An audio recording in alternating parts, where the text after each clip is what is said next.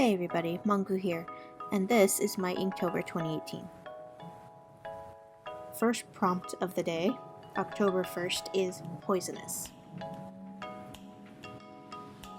Inktober is a month-long drawing challenge created by an artist named Jake Parker in 2009 when he wanted to get better at inking. The rules for Inktober are pretty simple. Basically, you make a drawing with ink in some way, and rule 2 is just to post it online. This year I decided that I was going to add a few rules of my own just to challenge myself and try to break out of some of my own comfort zones. The first rule that I've set for myself is that I cannot do any fan art. Any original characters that I've created over the years are fine, but no fan art whatsoever. Secondly is to practice making backgrounds, composition, and composing the actual image itself. Just as a little reminder, this is my first voiceover, and this is my first real-life recording. I'm still learning and just trying to make do with what I can afford, so I apologize if this seems a little rough or even rushed, because Inktober by itself is kind of a daunting project in and of itself, and then on top of that I am trying to record each and every one of these prompts, so bear with me while we figure out the ins and outs of all of this. Backgrounds are not typically something that I always think of when I start a drawing, and I'd like to change that. Nothing crazily detailed, as I'm still trying to ease myself into this, but I'd like to start thinking of pictures as a whole, as a finished product, instead of just a subject and then adding in the background as an afterthought, or trying to make it work around the subject that I've placed in there. As soon as I found out the prompts for this year, I did a bit of quick word association just to get the creative juices flowing. Some of the ideas that I came up with were like mushroom spores, mushrooms themselves, flowers, actual poison, Snow White, and her poisonous apple. And I almost went with the poison apple from Snow White, but part of me felt that that might be too close to fan art, and so I ended up settling on poisonous mushrooms. Now, the funny thing with poisonous mushrooms is that I was specifically trying to avoid drawing something that resembled anything from Mario and the iconic mushrooms therein from the Mushroom Kingdom, and I kind of had an idea of a mushroom forest, as you can see in the video, and I just wanted it to not end up looking like the Mushroom Kingdom. But when I googled poisonous mushroom, it turns out that the iconic red and white spotted mushroom from Mario is actually a type of poisonous mushroom. At first I was a little put off by this, but I figured I'd run with it anyway, because it's not like I'm coloring them, and that's kind of the real iconic look to the Mario mushroom, is that it is red and white.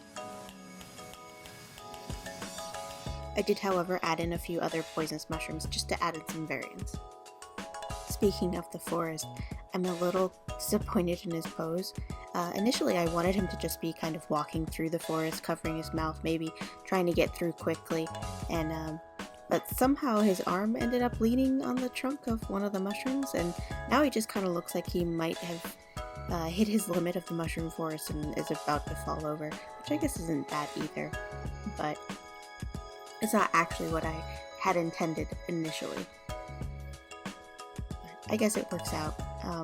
He is clearly suffering from some negative effects. Maybe there are spores, or maybe they're just being this deep in the poisonous mushroom forest is enough for him to be toppling over and needing to cover his face.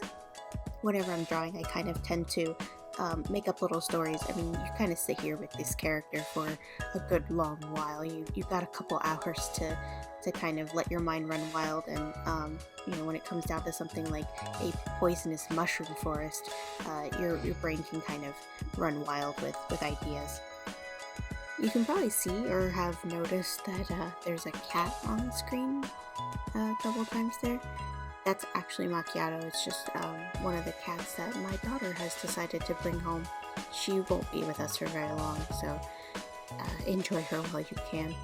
She kind of laid down right in front of me, and it was really hard to ink while she was there, but there's this, unspoken rule that you can't move when you have a cat taking comfort in you, so I kind of just had to deal with it. But as a result, I kind of messed up on a couple of parts of the inking, and it was really frustrating. But I think I fixed it later on with a white gel pen or something like that. Overall, I'm pretty satisfied with how this one came out. This Inktober, I wanted it to look cohesive as a series, and I figured it would be a little easier on me with setting up a background when they're more contained. And I really like the way the mushroom forest fits the frame and then also kind of breaks it, and it looks really neat around the boy on his path as like a center focal point. I shaded the mushrooms that were further back in the forest a little darker and lightened them as I came forward to make the forest look a little more dense and maybe even a little foreboding. Doing this draws the eye around the picture and frames the subject. I started inking when I was around 14 or 15. My husband, who was just a friend at the time, showed me some of his inked art, and I thought he was drawing it in pen, and while he had done a few of those pieces like that, which still blows my mind to this day, he explained inking to me and actually gave me some of his micron Sakura fineliners. At the time, I didn't have the means to do anything digital. It just wasn't as easy to dabble in back in the day, so inking allowed me to create what I felt was a finished piece, and that's something that could stand out a bit amongst everything else on DA.